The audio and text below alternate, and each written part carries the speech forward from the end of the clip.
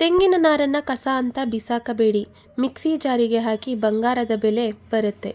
ನಮಸ್ಕಾರ ಎಲ್ಲರಿಗೂ. ಇವತ್ತಿನ ವಿಡಿಯೋಗೆ ಆತ್ಮೀಯವಾದಂಥ ಸ್ವಾಗತ.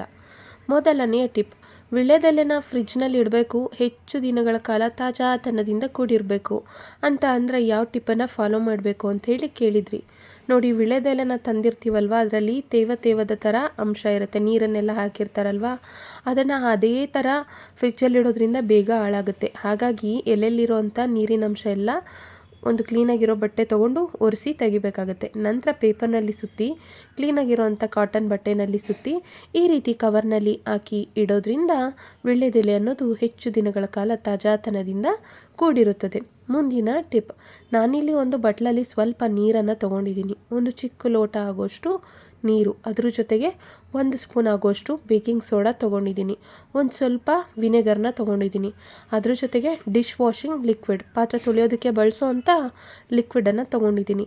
ಇದಿಷ್ಟನ್ನು ಹಾಕ್ಬಿಟ್ಟು ಚೆನ್ನಾಗಿ ಇದನ್ನು ಮಿಶ್ರಣ ಮಾಡ್ಕೋಬೇಕಾಗುತ್ತೆ. ಒಂದೊಳ್ಳೆ ಕ್ಲೀನಿಂಗ್ ಲಿಕ್ವಿಡ್ ಅನ್ನೋದು ಸಿದ್ಧ ಆಗಿದೆ ನೋಡಿ. ಕೆಲವರು ಕಮೆಂಟ್ ಮಾಡಿ ಕೇಳ್ತಾ ಇದ್ರಿ, ಗ್ಯಾಸ್ ಸ್ಟವ್ ತುಂಬಾ ಕೊಳಕಾಗಿದೆ, ಯಾವ ಥರ ಕ್ಲೀನ್ ಮಾಡೋದು ಅಂತೇಳಿ ಟಿಪ್ಪನ್ನು ಶೇರ್ ಮಾಡಿ ಅಂತೇಳಿ. ನೋಡಿ, ಗ್ಯಾಸ್ ಸ್ಟವ್ ಅನ್ನೋದು ಎಷ್ಟು ಕೊಳಕಾಗಿದೆ ಅಂತೇಳಿ ನೀವೇ ಇಲ್ಲಿ ನೋಡ್ಬೋದು.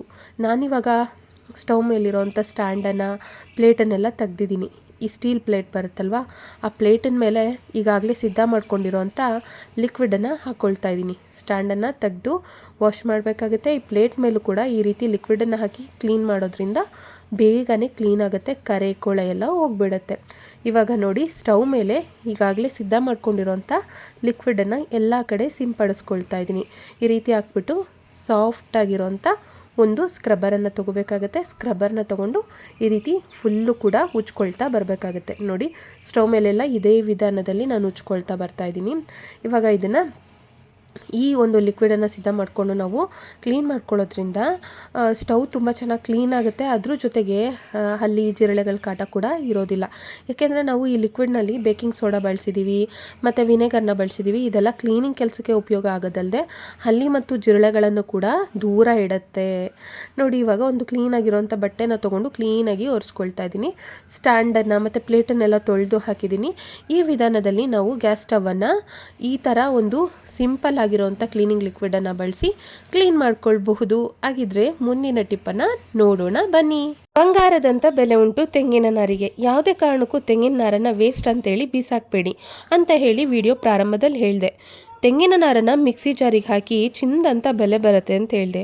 ಅದು ಹೆಂಗಪ್ಪ ಅಂತ ಕೇಳ್ತೀರಾ? ಹಾಗಿದ್ರೆ ಬನ್ನಿ, ಇವತ್ತಿನ ವಿಡಿಯೋದಲ್ಲಿ ಮುಖ್ಯವಾದ ಟಿಪ್ಪನ್ನು ಶೇರ್ ಮಾಡ್ತೀನಿ ನೋಡಿ. ಈಗ ಮಿಕ್ಸಿ ಜಾರಿಗೆ ನಾನು ತೆಂಗಿನ ನಾರನ್ನು ಯಾವ ವಿಧಾನದಲ್ಲಿ ಹಾಕ್ಕೊಳ್ಬೇಕು ಅಂತ ಶೇರ್ ಮಾಡ್ತೀನಿ.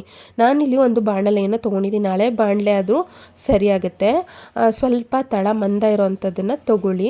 ಇವಾಗ ಅದಕ್ಕೆ ತೆಂಗಿನ ನಾರನ್ನು ಹಾಕ್ಕೊಂಡಿದ್ದೀನಿ. ತೆಂಗಿನ ನಾರನ್ನು ಹಾಕ್ಬಿಟ್ಟು ಒಂದು ಮೀಡಿಯಮ್ ಫ್ಲೇಮ್ನಲ್ಲಿ ಇಟ್ಕೊಂಡು ಈ ರೀತಿ ಚೆನ್ನಾಗಿ ಬಿಸಿ ಮಾಡ್ಕೋಬೇಕು. ಇದರಿಂದ ಇದೇನು ಸಾಫ್ಟಾಗಿದ್ದರೂ ಕೂಡ, ಅಂದರೆ ತೇವಾಂಶ ಎಲ್ಲ ಇರುತ್ತೆ ಕೆಲವೊಮ್ಮೆ ತೆಂಗಿನ ನಾರಲ್ಲಿ, ಅದೆಲ್ಲ ಹೋಗುತ್ತೆ. ಒಂದು ರೀತಿ ಇದು ಹಾರ್ಡ್ ಆಗುತ್ತೆ, ಗಟ್ಟಿ ಥರ ಆಗುತ್ತೆ ನೋಡಿ. ಈ ರೀತಿ ಒಂದು 5 ರಿಂದ 10 ನಿಮಿಷಗಳ ಕಾಲ ತೆಂಗಿನ ನಾರನ್ನು ಚೆನ್ನಾಗಿ ಬಿಸಿ ಮಾಡ್ಕೋಬೇಕಾಗತ್ತೆ.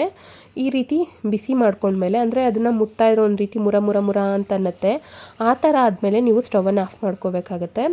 ನಂತರ ತೆಂಗಿನ ನಾರನ್ನು ತೊಗೊಂಡು ಈ ರೀತಿ ಚಿಕ್ಕದಾಗಿ ಕಟ್ ಮಾಡ್ಕೋಬೇಕಾಗತ್ತೆ. ಹಾಗೇ ಹಾಕಿ ಗ್ರೈಂಡ್ ಮಾಡೋದ್ರಿಂದ ಇದು ಕ್ಲೀನಾಗಿ ಪುಡಿ ಆಗೋದಿಲ್ಲ. ಹಾಗಾಗಿ ಈ ರೀತಿ ನಾರನ್ನು ತೊಗೊಂಡು ಕ್ಲೀನಾಗಿ ಚಿಕ್ಕದಾಗಿ ಕಟ್ ಮಾಡ್ಕೋಬೇಕಾಗತ್ತೆ. ತೆಂಗಿನ ನಾರಲ್ಲಿ ಒಳ್ಳೆಯ ಫೈಬರ್ ಅಂಶ ಅನ್ನೋದು ಇರುತ್ತೆ. ಇದರಿಂದ ಸಾಕಷ್ಟು ಉಪಯೋಗಗಳನ್ನು ನಾವು ಪಡೆದುಕೊಳ್ಬೋದು.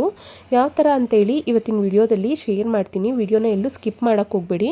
ಆವಾಗ ಶೇರ್ ಮಾಡೋವಂಥ ಟಿಪ್ಸ್ಗಳು ಸ್ಕಿಪ್ ಆಗುತ್ತೆ, ನಿಮಗೂ ಕೂಡ ಸಂದೇಹಗಳು ಕೂಡ ಬರುತ್ತೆ. ಅದ್ರ ಬದಲಿಗೆ ವಿಡಿಯೋನ ಸ್ಕಿಪ್ ಮಾಡದೆ ಕೊನೆ ತನಕ ನೋಡಿ. ಈ ರೀತಿ ಚಿಕ್ಕದಾಗಿ ಕಟ್ ಮಾಡಿಕೊಂಡು ಇದನ್ನು ನಾನು ಗ್ರೈಂಡ್ ಮಾಡ್ಕೊಳ್ತಾ ಇದ್ದೀನಿ. ಅಂದರೆ ನುಣ್ಣಗೆ ಪುಡಿ ಮಾಡ್ಕೊಂಡಿದ್ದೀನಿ ನೋಡಿ. ಪುಡಿ ಮಾಡ್ಕೊಂಡಿದ್ದಾಗಿದೆ. ಮೇಲೆ ಈ ರೀತಿ ನಾರಿನ ಅಂಶ ಬಂದಿರುತ್ತೆ, ಕೆಳಗಡೆ ಪುಡಿ ಅಂಶ ಇರುತ್ತೆ. ಈ ನಾರಿನ ಅಂಶ ಕೂಡ ಬಿಸಾಕೋ ಅಗತ್ಯ ಇಲ್ಲ. ಮೇಲಿರೋಂಥ ಈ ನಾರಿನ ಅಂಶನ ತೊಗೊಂಡು ಒಂದು ಪಾತ್ರೆಯಲ್ಲಿ ಈ ಕುಡಿಯೋ ನೀರು ಬರುತ್ತಲ್ಲ, ಸಾಲ್ಟ್ ವಾಟರ್ ಅಲ್ಲ, ಡ್ರಿಂಕಿಂಗ್ ವಾಟರ್. ಈಗ ಎಷ್ಟೋ ಕಡೆ ಸಾಲ್ಟ್ ವಾಟರ್ ಇರುತ್ತೆ, ಆ ಥರ ನೀರನ್ನು ತೊಗೋಬೇಡಿ. ಡ್ರಿಂಕಿಂಗ್ ವಾಟರ್ನ, ಕುಡಿಯೋ ನೀರನ್ನು ತೊಗೊಳ್ಳಿ.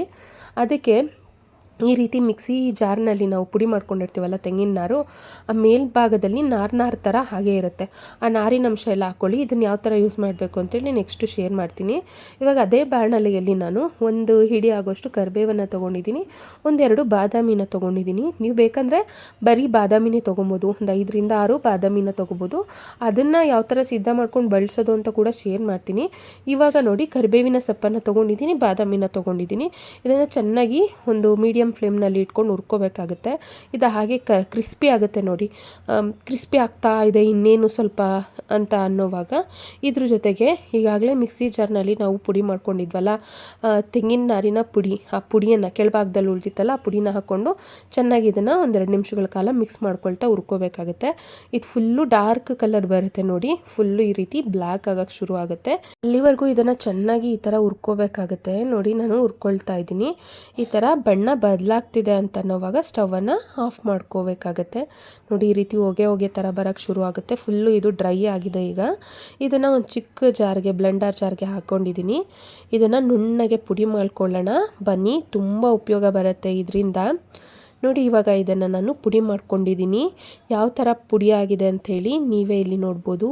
ಫೈನು ಪೌಡರ್ ಆಗಿದೆ ನೋಡಿ. ಈ ಥರ ಸರಿಯಾಗಿ ಪುಡಿ ಆಗಿಲ್ಲ, ನುಣ್ಣಕ್ಕೆ ನಿಮ್ಮ ಹತ್ರ ಬ್ಲೆಂಡರ್ ಜಾರ್ ಇಲ್ಲ ಅಂತಂದರೆ ನೀವು ಪೌಡ್ರ್ ಮಾಡ್ಕೊಂಡ್ಮೇಲೆ ಚಿಕ್ಕ ಮಿಕ್ಸಿ ಜಾರ್ ಬರುತ್ತಲ್ವ ಅದರಲ್ಲಿ ಪುಡಿ ಮಾಡ್ಕೊಂಡ್ಮೇಲೆ ಕ್ಲೀನಾಗಿ ಶೋಧಿಸ್ಕೊಳ್ಳಿ, ಫಿಲ್ಟ್ರ್ ಮಾಡ್ಕೊಳ್ಳಿ. ಆವಾಗ ಪುಡಿ ನುಣ್ಣಕ್ಕೆ ಇರಬೇಕು ಇದು. ನೋಡಿ ಈ ಒಂದು ಪುಡಿ ಸಿದ್ಧ ಆಗಿದೆ. ಇವಾಗ ಇನ್ನೊಂದು ಚಿಕ್ಕ ಬಟ್ಲನ್ನು ತಗೊಳ್ತಾ ಇದ್ದೀನಿ ನಾನು. ಈ ಬಟ್ಲಿಗೆ ಒಂದು ಅರ್ಧ ಸ್ಪೂನ್ ಆಗೋಷ್ಟು ಈ ಒಂದು ಪುಡಿಯನ್ನು ಹಾಕ್ಕೊಳ್ತಾ ಇದ್ದೀನಿ. ಅರ್ಧ ಸ್ಪೂನ್ ಆಗೋಷ್ಟು ಪುಡಿನ ಹಾಕ್ಕೋಬೇಕಾಗತ್ತೆ. ನಂತರ ಈ ಪುಡಿಯ ಜೊತೆಗೆ ಒಂದು ಅರ್ಧ ಸ್ಪೂನ್ ಆಗೋಷ್ಟು ಅಂತ ಅಂದ್ಕೊಳ್ಳಿ ಅಲೋವೆರಾ ಜೆಲ್ಲನ್ನು ಹಾಕ್ಕೊಳ್ತಾ ಇದ್ದೀನಿ. ನೀವು ಅಲೋವೆರಾ ಜೆಲ್ ಬದಲಿಗೆ ಕೊಬ್ಬರಿ ಎಣ್ಣೆ ಕೂಡ ಹಾಕ್ಕೊಳ್ಬೋದು. ಈ ರೀತಿ ಅಲೋವೆರಾ ಜೆಲ್ಲನ್ನು ಹಾಕಿ ನೋಡಿ ಈ ಥರ ಚೆನ್ನಾಗಿ ಮಿಕ್ಸ್ ಮಾಡ್ಕೊಳ್ತಾ ಇದ್ದೀನಿ. ಒಂದು ರೀತಿ ಪೇಸ್ಟ್ ಥರ ನೋಡಿ ಇದು ಸಿದ್ಧ ಆಗಿದೆ. ನ್ಯಾಚುರಲ್ ಹೇರ್ ಡೈ ಆಗಿ ಇದು ಕೆಲಸ ಮಾಡುತ್ತೆ. ಯಾವ ಥರ ಅಂತೇಳಿ ನಾನು ನಿಮ್ಮ ಜೊತೆಗೆ ಶೇರ್ ಮಾಡ್ತೀನಿ ನೋಡಿ. ಕೆಮಿಕಲ್ ಇರೋವಂಥ ಹೇರ್ ಡೈನೆಲ್ಲ ಯೂಸ್ ಮಾಡಿ ಕಣ್ಣಿಗೂ ಕೂಡ ಪ್ರಾಬ್ಲಮ್ ಆಗುತ್ತೆ, ನಮ್ಮ ಆರೋಗ್ಯಕ್ಕೂ ಕೂಡ ಒಳ್ಳೆಯದಲ್ಲ. ಅದ್ರ ಬದಲಿಗೆ ಈ ರೀತಿ ಬಿಸಾಕುವಂಥ ತೆಂಗಿನ ನಾರನ್ನು ಬಳಸಿ ನೋಡಿ ನ್ಯಾಚುರಲ್ ಹೇರ್ ಡೈನ ರೆಡಿ ಮಾಡಿಕೊಂಡು ಎಲ್ಲೆಲ್ಲಿ ಬಿಳಿ ಕೂದಲಿದೆ ಅಲ್ಲಿ ಹಚ್ತಾ ಬನ್ನಿ. ಈ ರೀತಿ ಹಚ್ತಾ ಬರೋದ್ರಿಂದ ಕಾಲಕ್ರಮೇಣ ಬಿಳಿ ಕೂದಲು ಅನ್ನೋದು ಕಪ್ಪಾಗುತ್ತೆ. ಈ ಒಂದು ನ್ಯಾಚುರಲ್ ಡೈಯಿಂದ, ಹೋಮ್ ಮೇಡ್ ನ್ಯಾಚುರಲ್ ಡೈಯಿಂದ ಯಾವುದೇ ರೀತಿಯ ಸೈಡ್ ಎಫೆಕ್ಟ್ಸ್ ಕೂಡ ಆಗೋದಿಲ್ಲ. ಈ ವಿಧಾನದಲ್ಲಿ ನ್ಯಾಚುರಲ್ ಹೇರ್ ಡೈನ ಸಿದ್ಧ ಮಾಡ್ಕೊಳ್ಬೋದು, ಅದು ಬಿಸಾಕುವಂಥ ತೆಂಗಿನ ನಾರನ್ನು ಬಳಸ್ಕೊಂಡು. ಮತ್ತು ಇದಕ್ಕೆಲ್ಲ ನಾವು ಎಷ್ಟು ಹಣ ವ್ಯರ್ಥ ಮಾಡ್ತೀವಿ ಅಂತ ಅಂದರೆ ತುಂಬ ಹಣ ವ್ಯರ್ಥ ಮಾಡ್ತೀವಿ. ನಮ್ಮ ಕೂದಲು ಬ್ಲ್ಯಾಕ್ ಆಗಬೇಕು ಅಂತೇಳಿ ಕೆಮಿಕಲ್ ಇರೋಂಥ ಪ್ರಾಡಕ್ಟ್ಸ್ನೆಲ್ಲ ತೊಗೊಂಡು ಹಣ ವ್ಯರ್ಥ ಮಾಡೋದಲ್ಲದೆ ನಮ್ಮ ಹೆಲ್ತ್ ಕೂಡ ಹಾಳು ಮಾಡ್ಕೊಳ್ತೀವಿ, ಕೂದಲು ಕೂಡ ಹಾಳಾಗುತ್ತೆ. ಅದ್ರ ಬದಲಿಗೆ ಈ ರೀತಿ ನ್ಯಾಚುರಲ್ ಆಗಿ ಮನೆಯಲ್ಲೇ ಸಿದ್ಧ ಮಾಡಿಕೊಂಡು ಬಳಸೋದ್ರಿಂದ ಹಣಕ್ಕೆ ಹಣ ಕೂಡ ಉಳಿತಾಯ ಆಗುತ್ತೆ. ಅದ್ರ ಜೊತೆಗೆ ನೋಡಿ ಸಹಜವಾಗಿ ಕೂದಲು ಕೂಡ ಕಪ್ಪಾಗುತ್ತೆ. ನೋಡಿ ಈ ವಿಧಾನದಲ್ಲಿ ಹೇರ್ ಡೈಯನ್ನು ಸಿದ್ಧ ಮಾಡ್ಕೊಂಡು ಬಳಸ್ಬೋದು. ನೀವು ಇದ್ರ ಜೊತೆಗೆ ಕೊಬ್ಬರಿ ಎಣ್ಣೆನ ಮಿಶ್ರಣ ಮಾಡಿಕೊಂಡು ಬೇಕಿದ್ದರೂ ಹಚ್ಕೊಳ್ಬಹುದು.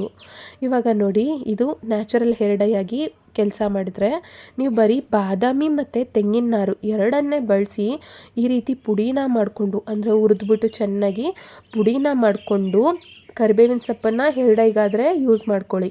ಇಲ್ಲ ಅಂತಂದರೆ ಬಾದಾಮಿ ಮತ್ತು ಈ ತೆಂಗಿನ ನಾರು ಎರಡೇ ಸಾಕಾಗುತ್ತೆ. ಎರಡನ್ನು ಚೆನ್ನಾಗಿ ಹುರಿದು ಪುಡಿ ಮಾಡಿಕೊಂಡು ಕ್ಲೀನಾಗಿ ಶೋಧಿಸ್ಕೊಂಡು ಫಿಲ್ಟ್ರ್ ಮಾಡಿಬಿಟ್ಟು ಅದನ್ನು ಈ ರೀತಿ ನೋಡಿ ಮಕ್ಕಳಿಗೆ ಹಣೆಗೆ ಎಲ್ಲ ಕಪ್ಪನ್ನು ಇಡ್ತೀವಿ ಅಲ್ವಾ, ಮನೆಯಲ್ಲೇ ಈ ವಿಧಾನದಲ್ಲಿ ಕಪ್ಪನ್ನು ರೆಡಿ ಮಾಡಿಕೊಂಡು ಇಡ್ಬೋದು. ಇದನ್ನು ಇಡೋದ್ರಿಂದ ಚೆನ್ನಾಗಿ ಕೂಡ ಇರುತ್ತೆ, ಕೆಮಿಕಲ್ ಕೂಡ ಇರೋದಿಲ್ಲ. ಆಮೇಲೆ ನೋಡಿ ನೀರನ್ನು ಹಾಕಿ ಕೂಡ ನಾನು ತೊಳೆದು ತೋರಿಸ್ತೀನಿ. ನೀರನ್ನು ಹಾಕಿದರೂ ಕೂಡ ಹೋಗೋದಿಲ್ಲ, ಅಷ್ಟು ಚೆನ್ನಾಗಿ ಇರುತ್ತೆ. ಏನಂದರೆ ನೀವು ಚೆನ್ನಾಗಿ ಇದನ್ನು ಹುರಿದು ಪುಡಿ ಮಾಡಿಕೊಂಡು ನಂತರ ಫಿಲ್ಟ್ರ್ ಮಾಡ್ಕೋಬೇಕಾಗುತ್ತೆ. ಆವಾಗ ಪುಡಿ ಅನ್ನೋದು ನುಣ್ಣಕ್ಕಿರುತ್ತೆ. ಮಕ್ಕಳಿಗೆ ಕಪ್ಪಚ್ತೀರಾ ಅಂತಂದರೆ ಬಾದಾಮಿ, ತೆಂಗಿನ ನಾರು ಎರಡನ್ನು ಬಳಸಿ ಈ ರೀತಿ ಪುಡಿನ ಮಾಡಿಕೊಂಡು ಕಪ್ಪನ್ನು ರೆಡಿ ಮಾಡಿಕೊಂಡು ನೀವು ಹಚ್ಬೋದು. ಕೊಬ್ಬರಿ ಎಣ್ಣೆನ ಮಿಶ್ರಣ ಮಾಡಿ ಹಚ್ಕೊಳ್ಳಿ. ನೋಡಿ ಇವಾಗ ನಾನಾಗಲೇ ತೆಂಗಿನ ನಾರಿನ ಮೇಲ್ಭಾಗದ ನಾರಿನ ಅಂಶನ ನೀರಿನಲ್ಲಿ ಹಾಕಿ ಇಟ್ಟಿದ್ದೆ ಅಲ್ವಾ, ಅದನ್ನು ಶೋಧಿಸ್ಕೊಳ್ತಾ ಇದ್ದೀನಿ. ಈ ನಾರನ್ನು ಪಾಟ್ನಲ್ಲಿ ಹಾಕ್ಬೋದು, ಮಣ್ಣೆಲ್ಲ ಗಟ್ಟಿ ಆಗಿಬಿಡುತ್ತಲ್ವಾ. ಗಟ್ಟಿ ಆಗಬಾರ್ದು ಪಾಟ್ನಲ್ಲಿ ಅಂತಂದರೆ ಪಾಟ್ನ ಕೆಳಭಾಗದಲ್ಲಿ ಮಧ್ಯದಲ್ಲಿ ಅಲ್ಲಲ್ಲಿ ಈ ನಾರನ್ನು ಹಾಕಿ ಗಿಡ ಹಾಕೋದ್ರಿಂದ ಮಣ್ಣು ಕೂಡ ಗಟ್ಟಿ ಆಗಲ್ಲ, ಗಿಡಗಳು ಕೂಡ ಚೆನ್ನಾಗಿ ಬೆಳೆಯುತ್ತೆ. ಈ ನಾರನ್ನು ನೆನೆಸಿಟ್ಟು ಒಂದು ಅರ್ಧ ಗಂಟೆಯಿಂದ 1 ಗಂಟೆ ನೆನೆಸಿಟ್ರೆ ಸಾಕಾಗುತ್ತೆ. ನೀರನ್ನು ಶೋಧಿಸ್ಕೊಂಡಿದ್ದೀನಿ. ಈ ನೀರನ್ನು ತಲೆ ಸ್ನಾನ ಮಾಡಬೇಕಾದ್ರೆ ನೀವು ಸ್ಪ್ರೇ ಮಾಡ್ಕೊಂಡು ಬಳಸ್ಬೋದು, ಅಥವಾ ಶಾಂಪೂನ ಮಿಕ್ಸ್ ಮಾಡಿ ಈ ನೀರಿನಲ್ಲಿ ನೀವು ಕೂದಲನ್ನು ತೊಳ್ಕೊಂಡು ಸ್ನಾನ ಮಾಡೋದ್ರಿಂದ ಕೂದಲುಗಳು ತುಂಬಾ ಬಲಿಷ್ಠ ಆಗುತ್ತೆ, ಚೆನ್ನಾಗಿ ಹೇರ್ ಗ್ರೋತ್ ಆಗುತ್ತೆ. ಕೂದಲಿನ ಬುಡದ ಸ್ಕ್ಯಾಲ್ಪ್ ಆರೋಗ್ಯಕ್ಕೂ ಕೂಡ ಒಳ್ಳೆಯದು. ಅದ್ರ ಜೊತೆಗೆ ಕೂದಲು ಬಲಿಷ್ಠವಾಗಿ ಬೆಳೆಯುತ್ತೆ ಕೂಡ. ಇವತ್ತಿನ ವಿಡಿಯೋದಲ್ಲಿ ಶೇರ್ ಮಾಡಿರೋಂಥ ಟಿಪ್ಸ್ಗಳಲ್ಲಿ ನಿಮಗೆ ಯಾವ ಟಿಪ್ ಇಷ್ಟ ಆಯಿತು ಅಂತೇಳಿ ಕಮೆಂಟ್ ಮೂಲಕ ಬರೆದು ತಿಳಿಸಿ. ಹಾಗೆ ವಿಡಿಯೋಗೆ ಒಂದು ಲೈಕ್ ಕೊಟ್ಟು ಶೇರ್ ಮಾಡಿ, ಚಾನಲನ್ನು ಸಬ್ಸ್ಕ್ರೈಬ್ ಮಾಡಿಕೊಂಡು ಸಪೋರ್ಟ್ ಮಾಡಿ. ಬಿಸಾಕೋ ಅಂತ ತೆಂಗಿನ ನಾರನ್ನು ಈ ರೀತಿ ಎಲ್ಲ ಬಳಸ್ಕೊಂಡ್ರೆ ನೋಡಿ ಸಾಕಷ್ಟು ಉಪಯೋಗಗಳನ್ನ ಪಡ್ಕೊಳ್ಬೋದು, ಹಣ ಕೂಡ ಸೇವ್ ಮಾಡ್ಬೋದು. ಅದಕ್ಕೆ ಹೇಳಿದ್ದು ತೆಂಗಿನ ನಾರಿಗೆ ಬಂಗಾರದಂಥ ಬೆಲೆ ಅಂತ.